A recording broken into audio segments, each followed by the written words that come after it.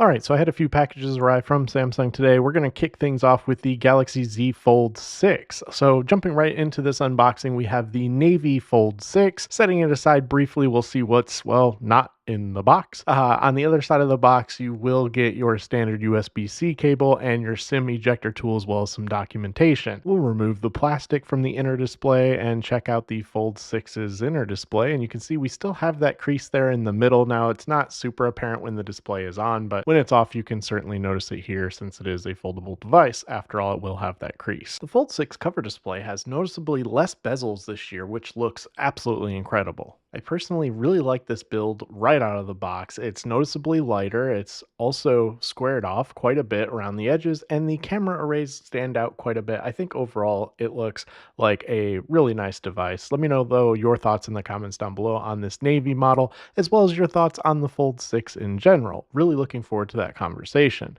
I have to say again, the Fold 6 to me feels great. So far, hardware-wise, I definitely noticed the improvements, and just opening and closing this right away, I mean, that lighter build really adds to the overall just premium feel of this device now. It feels great. It's really squared off. The hinges seem strong still. A really great foldable that I'm looking forward to using and testing out over the next few weeks. Again, let me know your thoughts on the Fold 6. Moving on to the Galaxy Z Flip 6. Really looking forward to unboxing this. I went with the peach variant of this. I was really curious to see what it looks like, and well, yeah, very peach in person. But of course, setting that aside, in the box, we're going to get similar to the Fold 6, absolutely not much. The USB-C cable, SIM eject, and some documentation.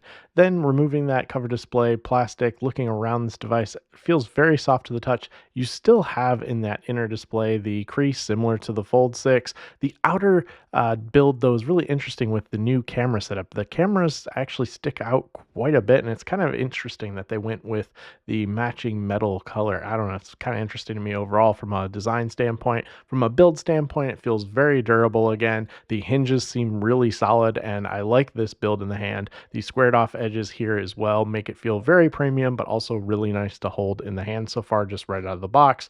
All of the buttons, the seams here, everything looks really solid and really premium. I think Samsung really nailed it with the Galaxy Flip 6. Holding these each side by side, they're very unique devices, to each kind of their own. I think the Fold 6 certainly serves a certain crowd, and the Flip 6 certainly serves a certain audience as well. Between the two, let me know your thoughts, of course, in the comments down below on any questions you might have on anything you want to see specifically in my review of each of these devices.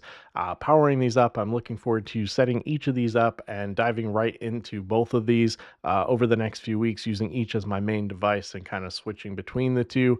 Over the years, I've really enjoyed these devices, but there hasn't been too many changes between them. You know, the Fold 6 still carries on that beautiful large inner display, and it's quite usable, but a lot of the specs, etc., cameras, a lot of that's going to be very similar to last year's model. Same with the Flip 6. I like the cover display, and I like the fact that I can open close my device, kind of set it aside when I don't need to use it.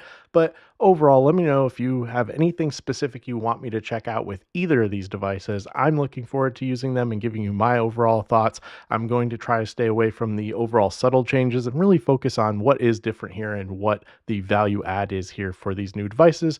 As always, let me know your thoughts in the comments down below. Thanks for watching. Take care and stay safe.